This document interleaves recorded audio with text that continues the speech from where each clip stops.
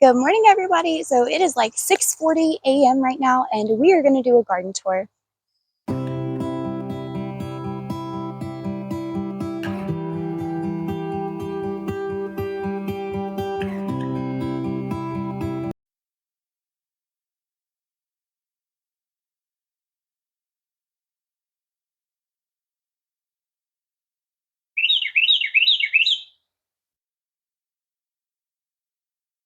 So it has been about a month since the last garden tour, and everything looks completely different.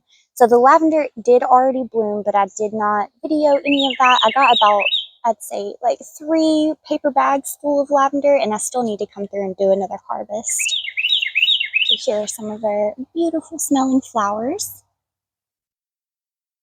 So that's when the flowers have fully opened up, and then here's one that just has lavender buds on it for the most part. That one's pretty small still.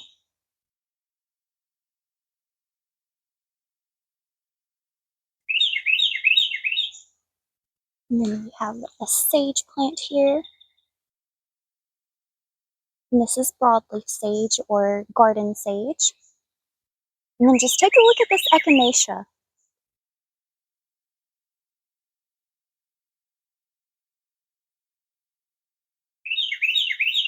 So I do only have the purple varieties right now, but that is just fine with me. They are gorgeous.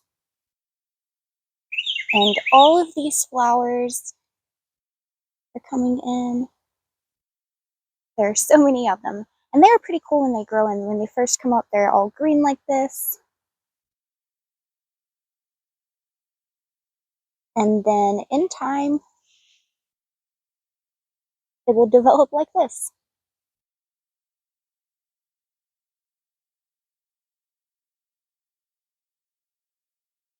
And echinacea is such a great medicinal plant. If you don't know, you can also use it for cut flowers, and the pollinators love it.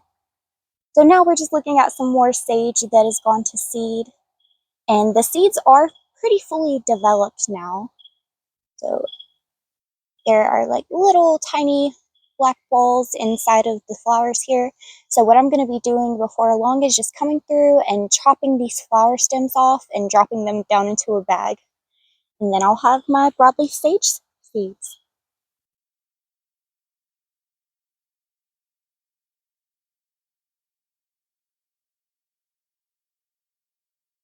This is probably my favorite sage plant. It always does so great right here. And then now we're looking at what will shortly be known as coriander. So this started from cilantro, and now that it's gone to flower and producing seeds, it will be considered coriander, at least the seeds will.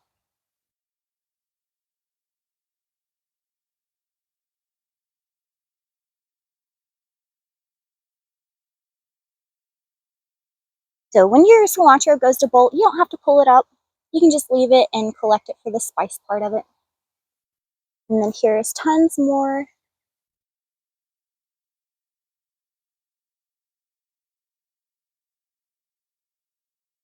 More sage. This plant is looking pretty good too.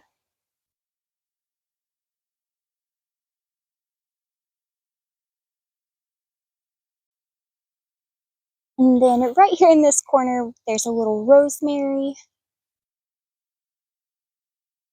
I might come through and dig that up. We'll see. It looks like it's nestled in there pretty good. I'll probably just leave that one. It's okay. And then I'm going to go back to the other side. And then back on the other side of the bed, here's some little lavender plants.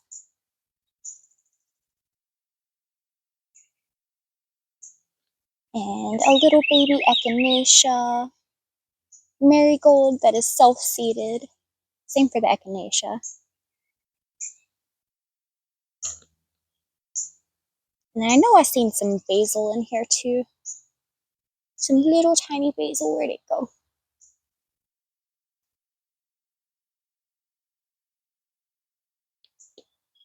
Well, I don't know where it went now, but there's basil all in these beds.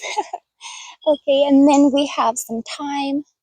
So all of my thyme is going to flower, and I need to come through and trim all of the flowers off so that it will allow it to begin producing new growth. These plants over here are in a little bit more shade, and so they did do less of the flowering. So if you're looking to just grow, say, if you're just looking to grow the thyme for the herb and make sure it's not stressed or going to go to flower super soon, maybe consider putting it in the shade. Or even on another note, this is one of those plants that are a little bit more tolerable of shade.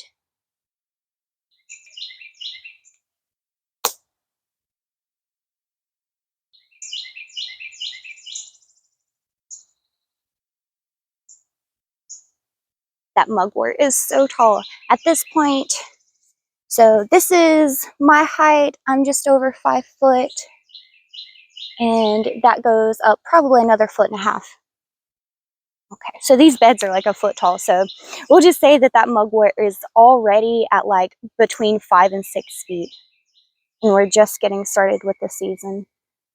So I really need to come through and trim that thing back.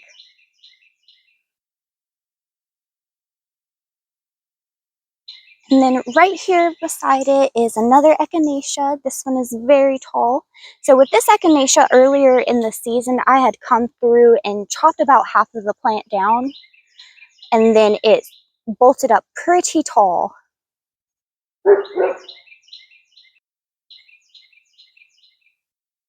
So I think that helped it get a little bit more height. And then this one's probably about a foot shorter.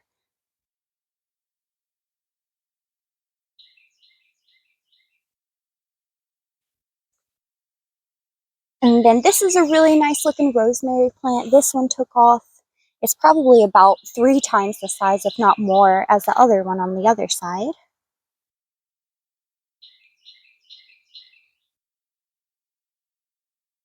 And then this bed is full of carrots. So there's actually probably like maybe 5 carrots in here that is producing all of these flowers. And there are still more coming. Get a close up, and these are kind of like Queen Anne's lace flowers. They're so pretty. And I have noticed that the lightning bugs or the fireflies really, really like the carrot flowers. So I think there's actually one right here.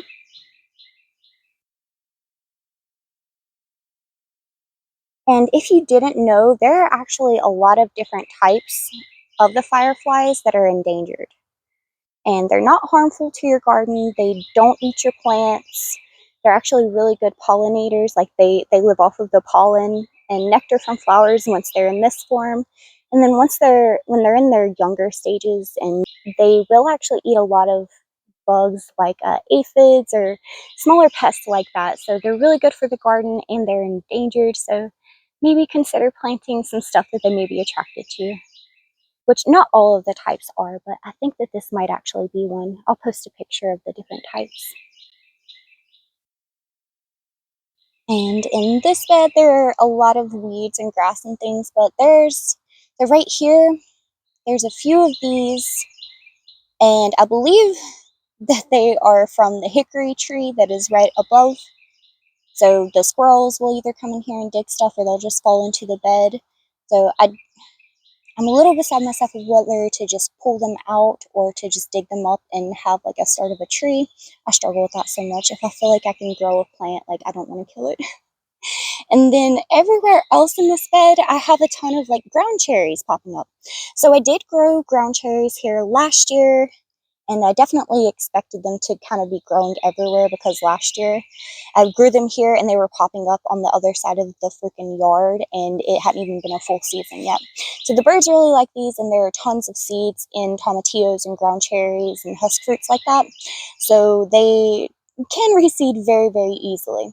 So that's one, and then I've got like a cluster over here. We'll go to the other side.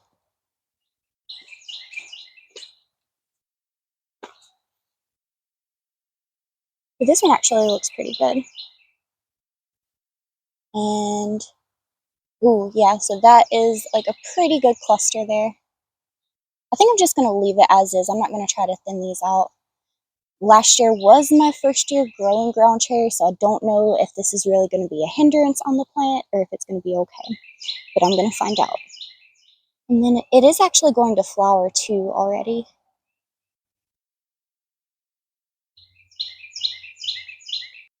And then underneath the ground chairs here, there's a beet that's popped up.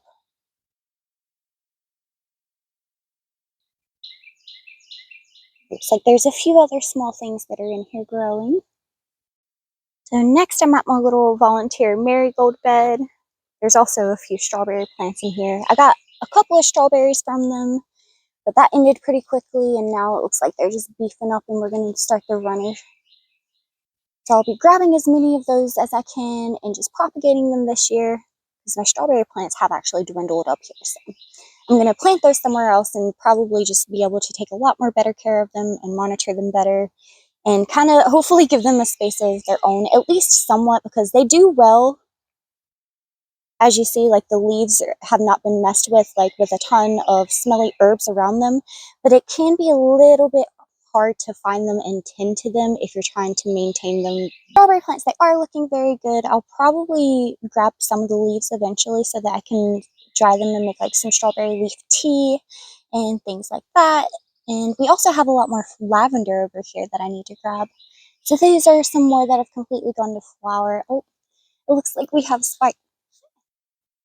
So it looks like this one is actually covered in spider webs, so I'll probably just leave this cluster of flower. I don't see the spider though, but we've got a lot more web down here.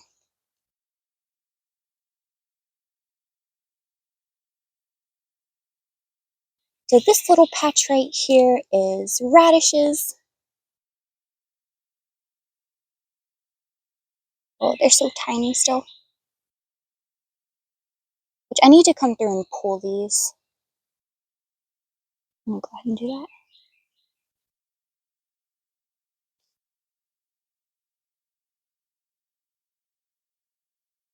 Okay.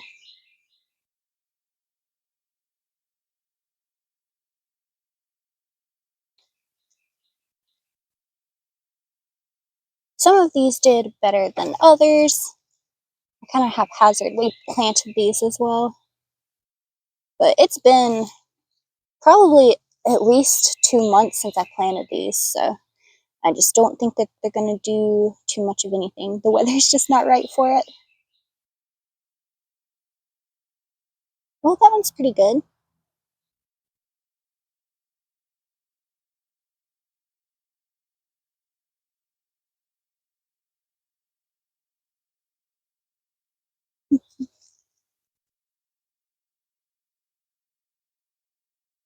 Now, something that I should have mentioned is the greens from these are edible. So I could have just left these in the ground and continue just harvesting greens, and you can eat these or feed them to animals like certain reptiles or rabbits, chickens, things like that. But I want to plant something else here. So I'm going to go ahead and grab my little handful of radishes here, and I'll take those in. And then what else do we have? Obviously, we have tons of marigolds, and they are going into bloom. So we're on the other side of the bed now. And the sun comes from this direction, so you can see the flowers are facing this side a little bit better. And then there's, let me see these down. So here's a garlic.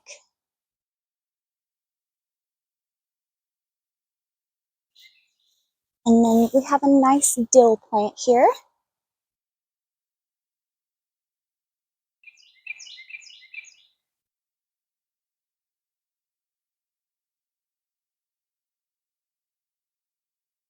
So this is my arugula that I let go to seed. So the flowers were produced on the ends, there's a remnant of one, and then the seeds actually don't come from the flowers. So it will produce pods. So at this point, I can actually cut this and just let the pods dry and save the seeds, but you can also let these fully dry in the ground and then harvest them. But again, I want the space in my bed. When I was researching this, this will be my first year actually saving the seeds, but basically what everyone was saying is as long as it pretty much looks like this, the pods are fully formed with some of them turning brown at least, then you're probably good to go. You can just cut it off and let the pods dry because the seeds should be fully mature and viable. So over in this bed, it is quite overgrown.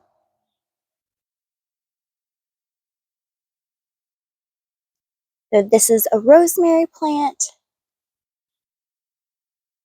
The rosemary seems to do best on this end. It gets a little bit more sun, and this seems to appreciate it down there. Tons of grass growing in between it. So I have a couple of different types of grass growing in here.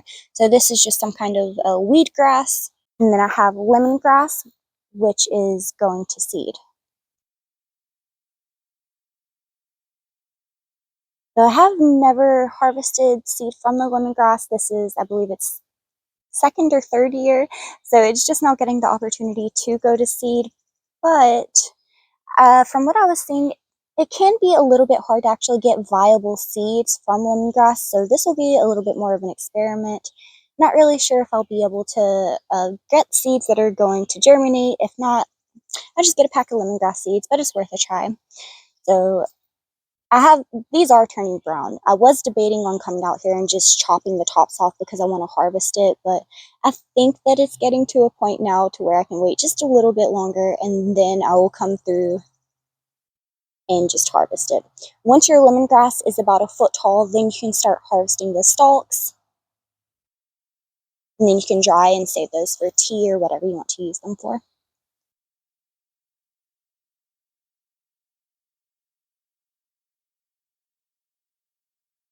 Little statue dog.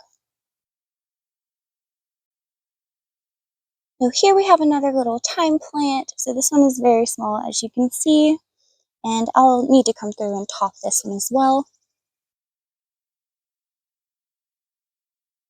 A little patch of marigolds. Echinacea. So to harvest the flowers from echinacea, you'll want to do that pretty much exactly at this point. And that goes for any type of flower that you are collecting to dry and save for medicinal purposes or to preserve. So whenever the flower is basically new, you don't want to wait until it has holes or is covered in bugs. So this is a great point for me to go ahead and grab this flower. And for echinacea, the entire plant is edible. So you can eat the seeds, the petals, the entire flower part, the stem, the leaves, as well as the root. The root is actually said to be the most potent, and it does give you a very, very high immune response, so it will kick that into gear for you and make you feel better, hopefully. So over on this side is another rosemary and more lavender.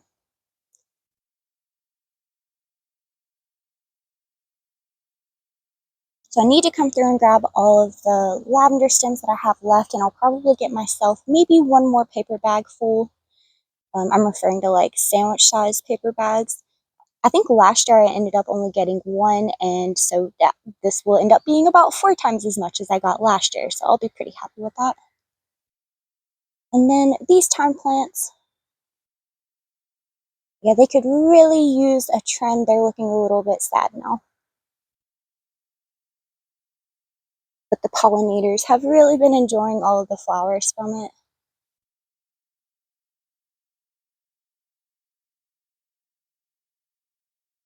And then through here, we have some lilac.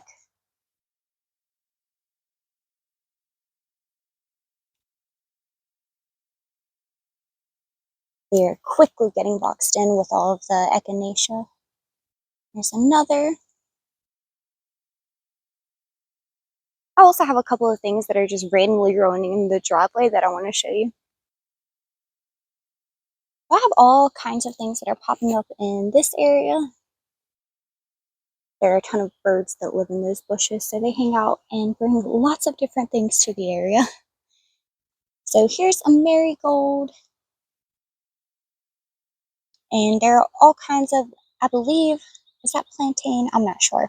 This is one of those wild herbs that is medicinal. I'll have to double check which one it is.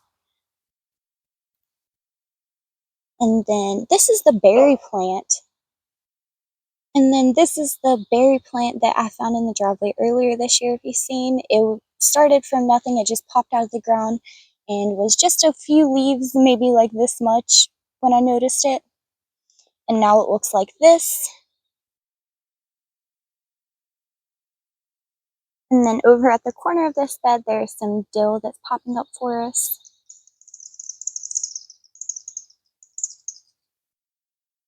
That's a few things over here. So I've got some other volunteers that I'll show you before we go to the in-ground garden.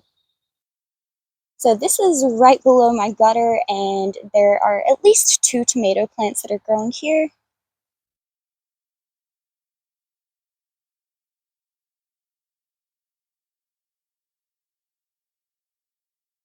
And then just a little bit further down, this is where I grew tomatoes last year. Roma and San Marzano in this area. So I'm not sure which of these tomatoes these will be, or if it will be a hybrid, but there are already flowers.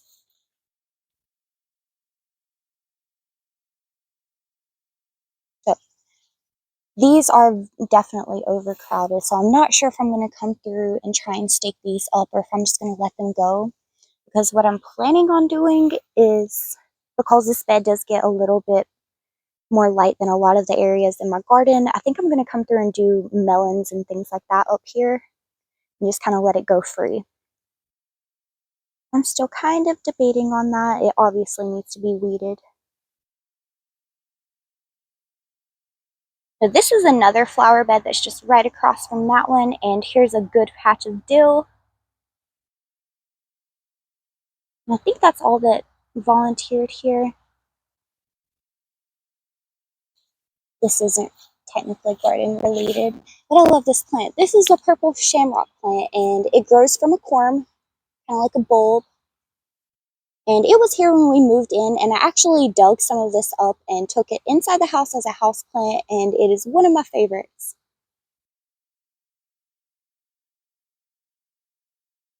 So this is where we start going into the wood line, and there we have some wild blackberries. That's just a little spot of them. We also have more dill.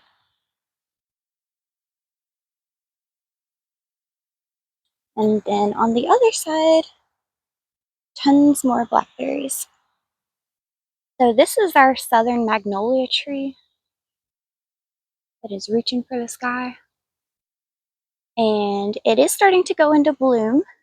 And a cool fact about magnolias, so it has a different kind of like stamen here. So it actually has to have things like beetles pollinated. Bees do not pollinate these flowers. And now we have finally made our way to the in-ground garden. So we will just do a quick overview and show you all of the weeds that I'm growing. This grass is something else. It's easy to pull, but let me tell you, if you need a ground cover, this stuff has got you. So it is fine though. I'm not exactly sure what I want to do, if I want to try and mow it down, because I do need a ground cover in here to make sure that the soil doesn't just, run off. So I'll either, if I pull this up, I need to put mulch or something down just to hold everything in place. So now we're going to get into the plants. We'll start with the fun part. We've got tomatoes here. So I haven't staked these up yet. I'm going to come through and do that this weekend now that it's not raining. But you can see they're starting to grow a little funky, so I need to do something. This is starting to go to flower too. So it looks like we're finally getting to the point where the tomatoes are going to start doing stuff. So I've got to stake these up and come through and trim them probably 1 or 2 feet up the vine. And then we've got marigolds and tons of basil here. I've got all different kinds of basil. Let's see.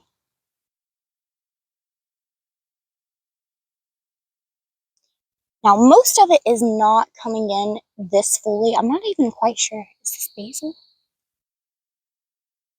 Yeah, that's basil. So I'm not sure. This smells kind of like a spicy basil or something like that. So I'm going to let this grow, but most of them do not have full patches like this. So I might end up digging some of this up and just transplanting it. Got more tomatoes. They'll look a lot better when these are standing up too. We've got some more basil down here.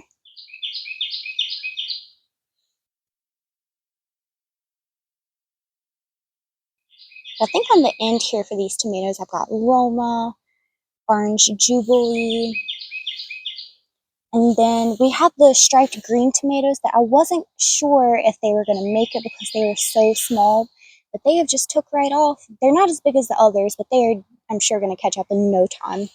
And these were so prolific. They honestly remind me a lot of like a cherry tomato with the amount of tomatoes that they put out so consistently.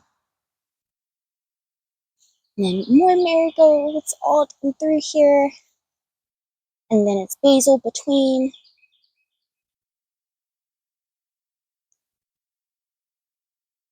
So this tomato plant does not look so hot.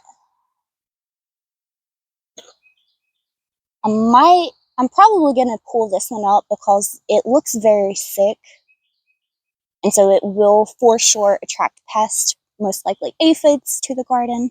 So I'll probably just pull that one, and then when I go through and trim, I'll start another propagation and replace it or just plant something else there.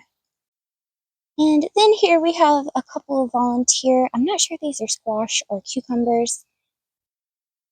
I believe that they're squash. The white veining on these look a lot like the Tremboncino squash. But I haven't grown those for a couple of years, so I don't know if crows came and planted some seeds that they snagged from somewhere else, or if I just got lucky with my compost and lined this up perfectly. Who knows? I'm happy either way. So these two tomato plants, I believe, are Marmande tomatoes. So these, they look a lot kind of like a mushroom type tomato, or they're just very, very pronounced with the ridging. And they're commonly used for stuffing. So I've never tried these. I don't know how they're going to taste, but worst case, they're just going to be canning tomatoes. And then down this way, we've got some yellow pear and Cherokee tomatoes. Oops.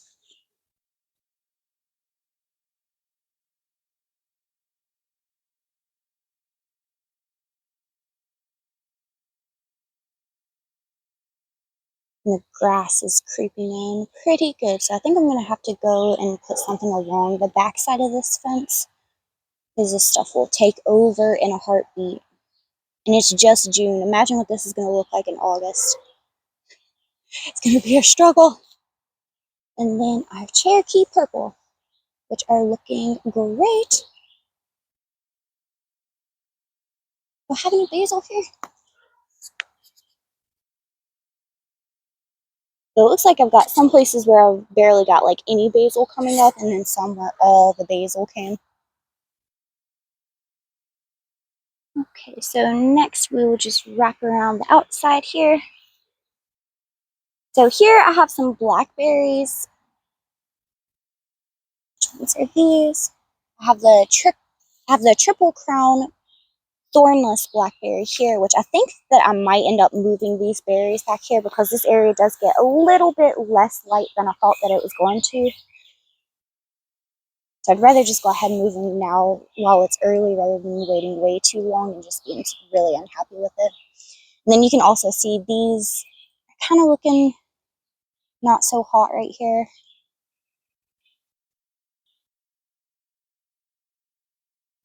Which variety is this? This is the Chester Thornless Blackberry.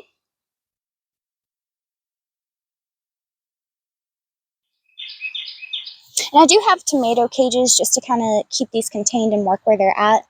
It's definitely not going to hold these the whole season. So when I go and dig these up and, well, most likely dig these up and move them, I'm going to give them a different kind of trellis system just to where they have more room to grow, and I won't have to cut the cage off of it later. Even if I don't move these, I'm going to come back and change the trellising. And then back here, this is an elderberry tree. So when the new leaves are coming out, they are like wrinkly like this. I don't think I have a pest problem or anything else going on. I think that's just how it grows, but I could be wrong. I don't see any pests on here. There's a few holes in the leaves, but nothing excessive.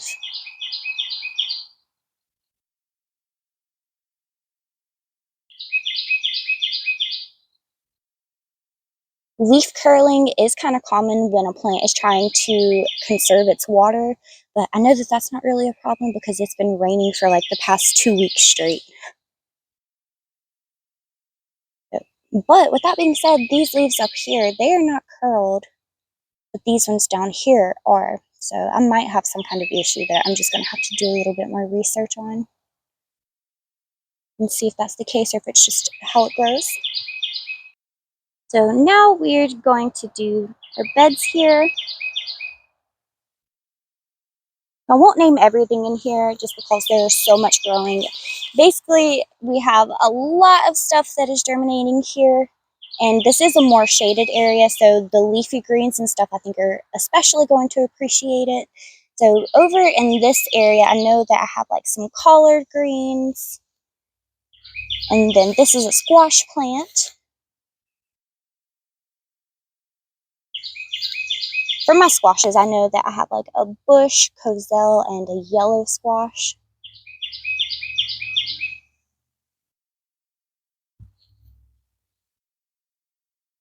And through here, I have parsley and dinosaur kale. These squash plants, I definitely knew that I should have just planted one seed because every one of them came up, and now I'm going to have to make the choice of whether to thin them out or to try and dig one up and move it or to just let them grow overcrowded. So I'd say you usually want to have, at least 1 square foot for a squash plant, and that's if you're going to keep it trimmed and kind of go by the square foot gardening method. Otherwise, they can take up some space. So I knew what I was doing when I did it, but I still did it. And now we're circling back to the next bed. Oh, and I forgot to show you berry tree. So this one is growing pretty quickly. I'd say it's tripled in size since I put it into the ground a couple of months ago. Now this area, like I was saying before, it is partially shaded. The tomatoes get the best sun out of the area. And I'd say they get, I don't know, maybe 6 to 8 hours at least. And then we get shade the rest of the day. And then that half of the garden, I would say, goes more to like the 3 to 4 hour range. So I've done a lot of planning kind of based on that. And we're going to do also some testing to see how some things grow. So right here, this is a honeyberry or a indigo gem berry bush. You may know either one of those.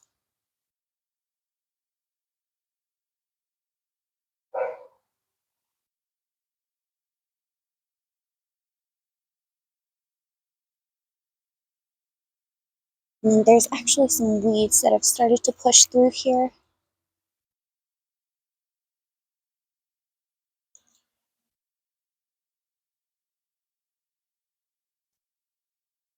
That's the thing, with some of the stuff, I'm not sure if it's a weed or if it's a seedling.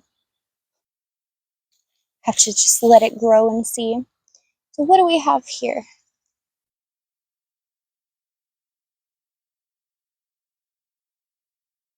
So I actually think that this might be a weed. It does look kind of like a ground cherry. I bet that's what that is. That is a ground cherry if I ever seen one. Yeah, look at that flower. Ground cherry. That's a volunteer. And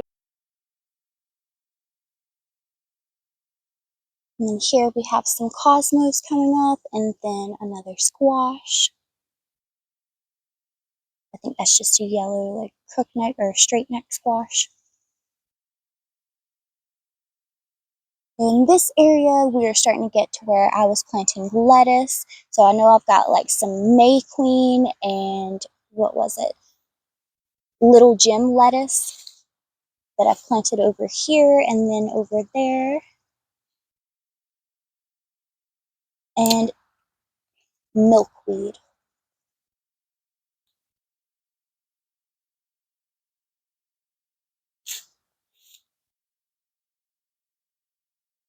So here, this is another mix of lettuce.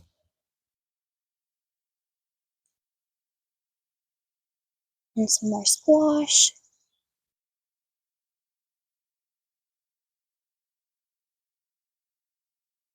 And I did sow a bunch of chamomile right here. I think that this is what's popping up. The chamomile and the cosmos look a lot alike when they first come out of the ground.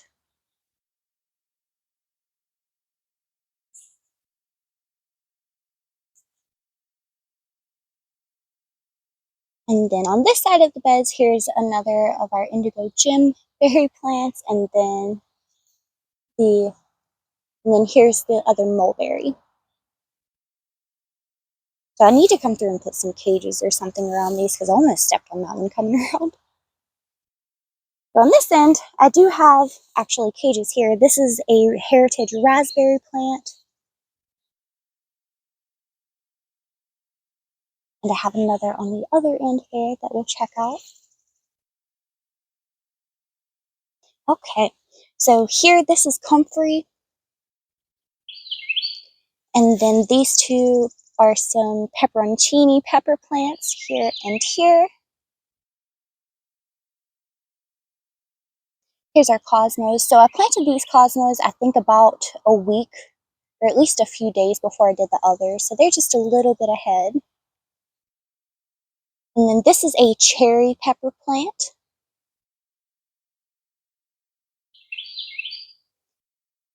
Here we have some spearmint.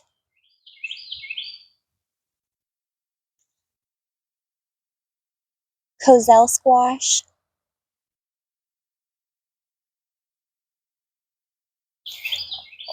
Here's a poblano pepper that is not looking so hot. Poblanos grow really fast and they get really big, so it is behind all of the pepper plants. I hope it catches up. If not, oh well. We're just kind of going with it this year. And we have a volunteer tomato plant. More squash. And I know that I have some St. John's wort growing in here. I'm not sure which of these are weeds and which is the St. John's wort, but I do hope that I have a good amount come up. And then here is some oregano. Mugwort. And here's a jalapeno pepper.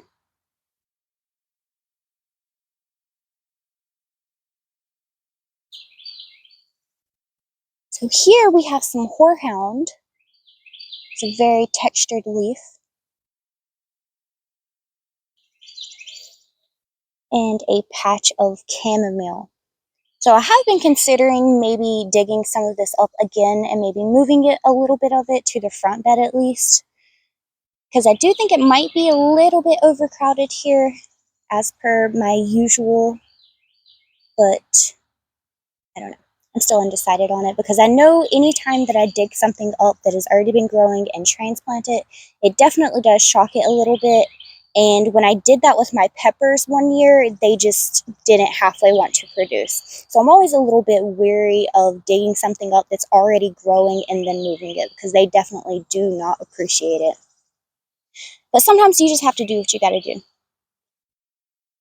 Then over here, I think this might be self-heal, either here or here. I've got a few that look pretty similar. And then here we have an Arroz con pollo pepper. I think that's got to be one of my favorites. Did we miss anything? Oh, and then here we have a couple more patches of oregano.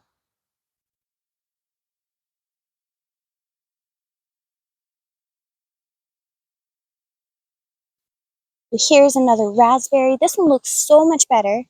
So I don't know if you can tell the difference in the size. All of the bigger plants have been on this side, and the plants, the fruit plants at least, they're much smaller on that end where it is shaded. So that is something to think about. I can either move those plants to this side or just leave them. I guess I'll just leave them. I need to quit trying to move everything. So we have marigold here. And then I did plant some lavender on the outside of this. I think that one of them made it, but I did not expect the grass around here to be growing this crazy. Other one make it? Yeah, I don't think the other one made it. So I've got one lavender plant right there that might also end up getting moved. It's still very small and the roots are not all spread out, so I think it would be okay, because I think that it's just going to get eventually covered up here or stepped on. And then the last bed. So I don't actually have a lot planted here, but there are a couple of volunteers. This is going to be part of this weekend's chores, is planting beans and cucumbers. So this is a really nice looking marigold here. This is the first thing I planted in this garden. And then throughout the back here, there are some sunflowers that have popped up ever so often, but mostly there are just a lot of weeds that have kind of creeped their way into this bed. So let me just take you on down to the volunteer. Here's another one of those squash plants, or cucumber, I'm not sure what they are. I think it's probably going to be a cucumber. And then a volunteer tomato. And this bed actually ended up being a little bit closer to the chicken wire. So I think I'm going to be able to actually trellis stuff on this one, whereas with the tomatoes, it was just a little bit too far away. So, like I was saying earlier, I'll have to come back and stake those up. Or I'm planning on doing the Florida weave, but I'll have to see when my materials take me. And I think this is a wisteria vine. That's something else that I'm going to be battling with in this garden. But this may end up just being like a shade garden in the future, or after this year, we're just going to kind of completely dismantle it and move things. But we're planning on doing in the future for a permanent garden in the back where it's full sun. So this is really pretty much an experiment to see what I can get away with, or if there are certain things that like really appreciate it up here. So it does seem for sure that the lettuce are doing great. I've not had this much success with lettuce ever. And it seems that all of the seeds that I planted for them are coming up. Oh, and here, these are zinnias.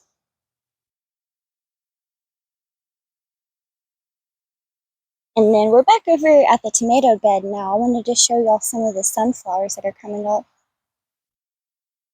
Yay! I have not had great success with sunflowers because they always get eaten. But I think that we've got several that are coming up through here. It's just kind of hard to see. So this weekend, I'm going to have to come through and weed everything and do lots of planting. The humidity is in full effect, and I hope that you are enjoying it as much as I am. Thank you so much for watching, and I hope that you have a great day.